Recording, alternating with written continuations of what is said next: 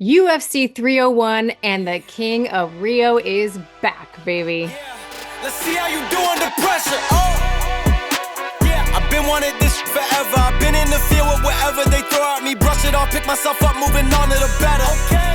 Hey. Yeah. Ain't no errors, baby. It's a new era. I wake up early, feeling rich like I'm Kesha. I get to the paper, boy. Extra, extra. Work with me, you know that I got it. Come with me, let's take a trip to the islands. We up on the jet, we'll do more than just fly on it. Stand on that hill, you gon' die on it. Boom. Jose Aldo ripping himself out of retirement to come back to be able to fight in Rio. And I'll be honest with you, Dean. How can you not love Jose Aldo? I was a little surprised by it, of course. I get why he would want to do this, but what I think is interesting is he's already saying this is not necessary. Like, I feel like everybody thinks he just wants to have this fight and ride off into the sunset. And he's been kind of clear, like, no, I might make another run at this. See, I don't really like this, Laura. I don't like this. Honestly, I like when fighters retire. Yeah. On top, right? So I come from a generation of guys that most of them didn't retire the way they wanted to. So when I can see a fighter have a successful career, and I mean, success doesn't describe what Jose Aldo has done in his career. I mean, he's done so much in his career. Like he could have been in the Hall of Fame way before he even retired.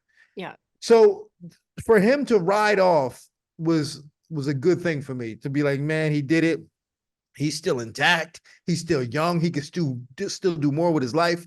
So for him to come back after getting put in the Hall of Fame and after having everybody cry for him, like to me, it's a bit crying wolf to me. But am I going to enjoy him fighting? Absolutely. Yeah. So I'm being a hypocrite because I am going to enjoy watching him fight in Brazil. But still, at the same time, I'm kind of like, man, I just like to see guys go out on top when they go out. Yeah, no, I totally get what you're saying. And especially, I think the Hall of Fame moment is really the one, like you say, that sticks out to me. He's bawling. We're all bawling. It just feels like closure. Like this is the moment that you deserve because of what you gave us over such a long period of time, because of the heights that you reached. We are all sharing in this moment of tears and energy and love and respect and adoration and thank you. And then he's like, never mind. I mean, do we really need another Fast and Furious?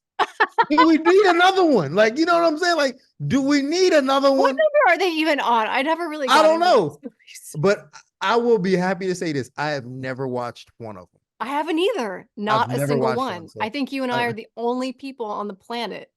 And I pride myself in that. So yeah, no one could ever expect me to. I'm never going to watch one. But the point is, we just don't need another one. And we really don't need another Jose Aldo fight. And for him to be doing this, it's kind of like, I get though why, like, so the interview I watched, you know, he was talking about how he went away, he boxed, he did pretty well in boxing. That was something he always wanted to do. And he kept making this reference to like how his body had sort of rested. And I think that, I mean, you can attest to this. It's hard to explain how rough MMA training is compared to boxing training. Now, boxing is a difficult sport. I'm talking about how hard it is on your body. Okay. Listen, you don't have to be apologetic about this. You won't get a gripe from me. Listen, MMA training is way harder than boxing training. You don't have to be apologetic about it. No, it is. It's way more difficult than being a boxer. We know this. It is. And the grappling, especially as you get, with as much mileage as he has and you get older, like it's just really hard on your body. And so he takes a break. He goes to boxing, stays sharp, but doesn't have to go through the grind of, grappling and wrestling and jujitsu and kicking and all this stuff. And then he's like, man, I'm feeling pretty good. I still got it. I could come back. And I think that vision of Marab squishing him against the fence and him just being like, what am I supposed to do? You know, wasn't the moment that he wanted. And I think too, like, he's lost to Max and he lost to Volk in Rio. And it's like he needs that Chad Mendez 2012 UFC 142 moment all over again to feel like Listen, it's enough. I don't know. no, I get it, you know, but like TLC said, you can't go chasing waterfalls. Like that's I was about to sing it too, but I don't know if Can you copyright is on this sing? channel, so I ain't even gonna sing it. But you can't go chasing I'll pay the waterfalls. fine. I want you to sing it. Chasing waterfalls. Don't go chase the waterfall. I don't know the words, but Please stick to the rivers and the lakes. It's very, very. okay, Laura Sanko, okay. But no, but the reality is you can't do that. You know, you gotta have acceptance. You gotta be able to accept what life is giving you. And man, like because you start to get greedy. And to me, I feel like this could be a bit greedy for him to be wanting to come back in Brazil and to go. Well, hey, listen, that's the King of Rio. So, like I said, I'm not going to be a hypocrite. I am going to enjoy this fight, but be careful being greedy. Yeah. Careful, be careful. You know, pigs get fed, hogs get slaughtered. Exactly. I mean, I feel the same way you do. And I think it's okay to feel both things at the same time. I'm going to love watching him fight. I love Jose Aldo, but I also have a little bit of like, oh, why are we doing this? And to that end, we have yet to even talk about his opponent. So this would be a good segue. Jonathon Martinez, he may only be ranked number 13, but like he's a dangerous dude. And the thing that you have to talk about, 6 wins in a row, first off, 6 wins in a row in a division that we know is incredibly talented. So that alone is incredibly impressive. His last fight was a win over Adrian Yanez, and it was an absolute clinic in leg kicks. And you cannot talk about Jonathon Martinez without talking about the leg kicks because they're special. Well, his left leg is special. Like that, his whole left leg, like, okay, he stopped Adrian with those leg kicks. He stopped Cub Swanson with leg. I mean, and just that left leg in general, like the length he gets on it, the angle that he throws it. And I remember asking him after, I was like, "You're doing something different, right?" And he's like, "Yeah, I am." But he wouldn't tell me more. But he's definitely doing something different, whether the angle that it's coming from or what he's seeing before he throws it. There's something different about the way he's executing that technique because it is just different. And the effect that he gets when he lands, just the sound that it makes when it lands is just different. And Jose's got to be careful. He does. He's got to be careful. Because I think his left leg is better than Jose's legs currently right now. It 100% is. And as I was looking at this fight, the easy thing to talk about with Jose Aldo is also the leg kicks, because that's what we remember him when he was at his peak, when he was destroying Uriah Faber's legs, right? But that was so long ago. And when you look at his last fights, it's really not at the forefront of his game at all. His boxing has very much taken over in terms of the way that he approaches his fight. And so I was like, I'm going to have to check myself on that because I do that a lot. Like I'll have a thought about a fighter and then I don't want to get caught saying something stupid or blatantly wrong just because it's an image I have in my head. So I went and checked out the stats. And sure enough, when he fought Rob Font, he only kicked. So this will be the percent of his significant strikes, which were attacks to the leg. So versus Font, it was only 11%. Versus Pedro Munoz, he only attacked the leg 7% of his strikes versus Munoz 49%. Now he still won that fight. I'm not saying it's a reason he's losing. I'm just explaining it's very much his approach to the game has changed a lot. Versus Cheeto, 13%. Cheeto kicked 58% of the time. Wow. 58% of his strikes. I didn't know the Cheeto was kicking like that. Yes. And when you go back and you look at Jonathon Martinez's stat versus Adrian Yanez, 80% of his significant strikes were kicks. And That's a wild yeah, statistic. and he's got a very diverse target area of He where he's does. landing that left leg too. And not only just the left leg, but all the the Mark Montoya guys are very good about creating angles and just being able to deliver those kicks in very crafty ways. When you look at their style, like Chris Gutierrez and all those guys, they're very crafty with movement and being able to kick. Yep. And for Aldo, and I think this is what happened with Aldo, is that Aldo got trapped in his later years in kind of a space where he didn't know what he wanted to do, because he was such a good leg kicker coming up, and that's when he was probably at his peak. And then he started getting heavy into boxing. Now his boxing was influenced by the Cuban style of boxing, except for that has a lot more movement and all, but Aldo wasn't moving as much as like the typical Cubans do. So I think that kind of messed up his boxing a little bit, because he wasn't moving as much, because I think he was trying to save something for his kicks, but he stopped kicking. So I think he was kind of in limbo in terms of like what he wanted to get out of his fighting style. And then not only that, but he's, also fighting guys like Max Holloway, the best of the best, and, Yep. Volkanovski. And so I think that, trying to reinvent yourself and fight at the top of the world is a very difficult thing to do. And I think that's kind of what he was doing. Yeah, that's a really interesting take. What is it? How do you know about the Cuban influence in terms of his boxing? That's Well, new to me. because the Brazilian style, like all those guys down there, have a very heavily Cuban Oh, influence interesting. on the way they box. So like for whatever reason, like a lot of Cubans have went down there and been able to kind of establish a presence in the boxing gyms in Brazil. That's interesting. He's definitely, I mean, he has definitely shifted his focus over the years, and it's been interesting to see. Still has a lot of success with it, and still, I mean, an unbelievable takedown defense rate. I mean, I don't think we're not even going to talk about the grappling, because Jonathon Martinez is not a grappler, and literally no one can take Jose Aldo down. And Merab couldn't even take him down, but Merab did hold him and control him and, force him up against the fence. And I guess I wonder, we've seen Martinez take that approach at times, and have some amount of success. He did it a little bit to Said Nurmagomedov.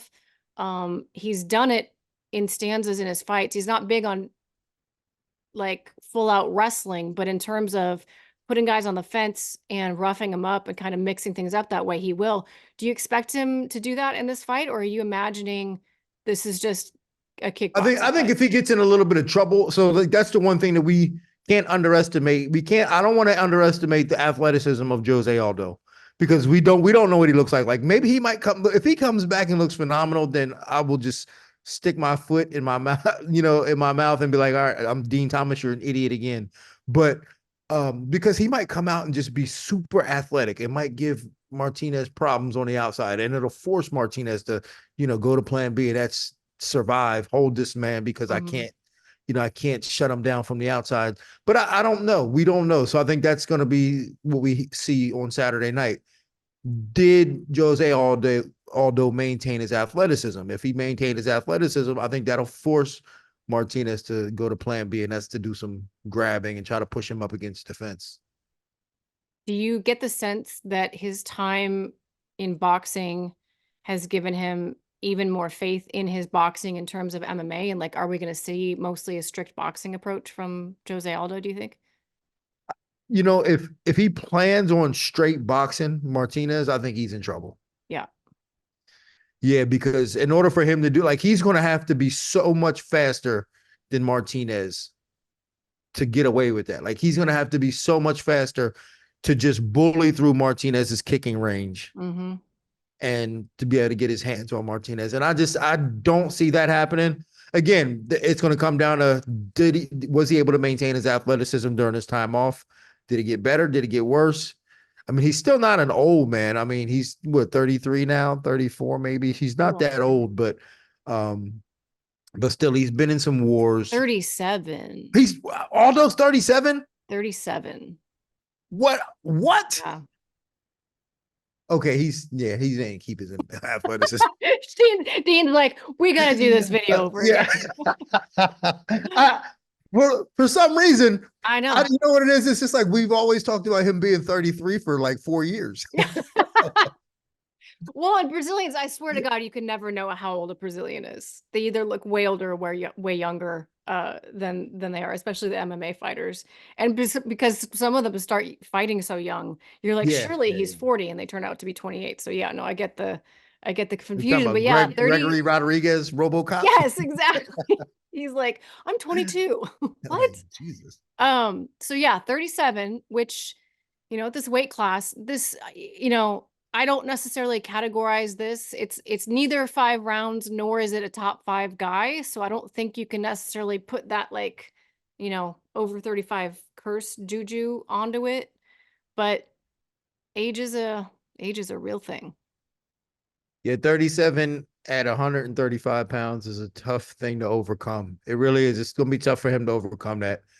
It'll be interesting to see. I just, for his sake, to be able to come back, to go through what he's went through in terms of the Hall of Fame and the crying and the tears. For his sake, I'm hoping that he does pretty good just to make this worth it. Because if he Yeah. goes out there and gets slumped, oh man, I'm never gonna Don't let him. even say it. I ain't Don't gonna even. let him hear the end of it. Uh, I'm gonna be on Twitter talking trash. you will not. You will not. But that would be awful. No, really though, that would be awful. Like you say, to basically have maybe not the perfect send off because he lost the fight to Marab and it was a super frustrating, type of performance. But like you say, the Hall of Fame and everything that he did, the 7 consecutive title defenses just in the UFC. That's not even counting the WEC. An 18 fight win streak at one point, like all of the pinnacle of featherweight greatness. Many people still maintain that he is the greatest featherweight of all time. I think you have an amazing argument for that if you believe that. But you can't get greedy with other people's attention. Yeah. Yeah. Can't get greedy with this game. This game does not reward greed. Yeah. Stick around too long, it just doesn't reward you. But You Dean, got what to if know he when to goes get out out. there and just absolutely creams Jonathon Martinez, jumps the cage, runs into the crowd, just like he did against Mendez? The problem Oh is, no, man. truly though, the problem is if you're him, then what? I mean, there's a Right? Like, what do you, possibility that that can happen. what waterfall are you chasing after that? You know what I mean? I mean, that would be a good problem to have, but to me, Sure. that's still a problem because this is MMA, and we know that in MMA, one shot could change your life. It can change it, and he could catch Martinez. He could, boom, bam, catch him, knock him out, and then now he's going, all right, I want to fight, Song Yadong, right? So I mean, there's a lot that can happen. Um, but again, if anybody does deserve an opportunity to do it, it is Aldo. So I don't True. want to get too much on that because he does deserve it. He does deserve our attention, and he does deserve a spot in Rio. He is the king of Rio. So, but What do you, who do you have to make a pick? I mean, you don't actually have to make a pick. I'm not going to force you, but if I had to make a pick, if I was putting money down, I would go Jonathon Martinez. did you? Yeah, I would absolutely go Jonathon Martinez. I think Martinez, there's something kind of psychotic about that Have guy. you ever talked to him? Oh, we tried to interview him a couple weeks ago. Oh my gosh. Yeah, it was brutal. For people that don't know, and I love Jonathon Martinez because I'm like I feel like Factory X is like my step gym. So I'm very close with those guys, just being honest. So I've hung out like in gym settings with Jonathon Martinez. So I'm not even talking like I was trying to interview him. I'm talking like no cameras. We're working out or we're watching people work out and we're just shooting the shit. I have never met someone so painfully quiet. It was bad, right? And like you can tease him about it and be like, "Oh man, you're so shy, you're so quiet." And usually people who are shy and quiet kind of like perk up and he's so quiet. He's so quiet. He's so quiet. Yeah, we tried to interview him the other day, and I was asking him about his gym. I was like, "How do you teach class?" He I was like, teaches? "He's got a school in Texas where he teaches." I I'm did like, not "How do know you?" that. I said, "How do you teach?" I'm like, "You don't even talk." We were doing an interview, and I mean, it was so bad, and I was like answering the questions for him. He Poor could guy. fight. No, he can He could fight, fight. and that's all that counts is he can fight. And again, that left leg, I always call it, it's like a scorpion's tail. He whipped that thing around and he catches you with it. It is lethal. It is one of the most important weapons in all of MMA. And if he can get that thing moving against Aldo, I don't know if he's gonna stop Aldo. Right. I mean, Aldo's pretty durable, but he can make him look bad. That's absolutely right. He can't make him look bad. And when you look at like Cub Swanson, right? He's not a better jujitsu player than Cub Swanson, but he became a better jujitsu player because he had absolutely devastated the legs of Cub Swanson and opened up his own grappling game a little bit later in the fight after he's already done the damage. It I mean, makes him, his striking's better, his grappling's better, his wrestling's better because he does so much damage with the leg kicks early on. do you remember like when he was hitting Cub with those kicks? Like Yes. how uncomfortable it looked for Cub? Like Cub was like making faces as he was getting hit, like ah. And Cub Swanson's an absolute G. So like I you know, know, I know. I was like, God, I this guy. think I think part of it too, like I try like you, I've never asked him, but I've tried to look and see if I can pick up on something that he's doing that's wildly different. And I can't necessarily find the detail, but I do think that there's something about him being southpaw. And I can't imagine because he's still so willing to go to the calf kick, even from an open stance. Not a lot of people will do that full power because it's so easy to go shin to shin, and that can hurt you almost as much as it does the guy that you're trying to kick. So not a lot of people like spend a lot of time honing that weapon in that stance. And so therefore not a lot of guys train the defenses for that weapon in that stance. And that's the only thing I can pick up I can think of that's like, okay, that's different because he switches stances, but he is southpaw the vast majority of Oh the yeah, time. no doubt And about that. most people are taught you don't kick the calf when you're in an open stance because it's too easy to kick someone's knee and hurt your own shin. So, Plus, it's easier to counter because you're turning right into yes. their best punch, Yeah. a straight right. But he's somehow able to still whip it up in an angle where it just kicks your leg right from under you. Uh-huh. And yeah, this is a from a tactical standpoint, this is a very interesting fight. And I'm really looking forward to seeing what Aldo brings to the table and just seeing how he matches up against the kicking style of Yeah. Martinez. Maybe he brings the kicks back. Maybe he's rested up and we get 2013 Jose Aldo, 2012 Jose Aldo. We'll see. I wouldn't be surprised to see Jose Aldo do a little bit of wrestling himself. Yeah, I Because he completely could agree. because if he could cert like I think that's another path of victory for Aldo in this fight is to grapple. I think that he could out grapple Martinez for sure. Either way, ladies and gentlemen, the King of Rio is coming back to Rio and win, lose, or draw. That is a big deal. And we are going to celebrate his return, even if Dean isn't. No, I'm just kidding. Don't put me out there like I'm that. not, I'm not, I'm not, I'm not, I'm not. I know you're going to be just as excited to watch this as the rest of us are, but I appreciate your time, Dean. I appreciate your thoughts. Thank you very much. And guys, keep it locked in right here to one-on-one. More videos. We've got a main event breakdown as well. Check them out. Keep it here, guys. We'll see you there.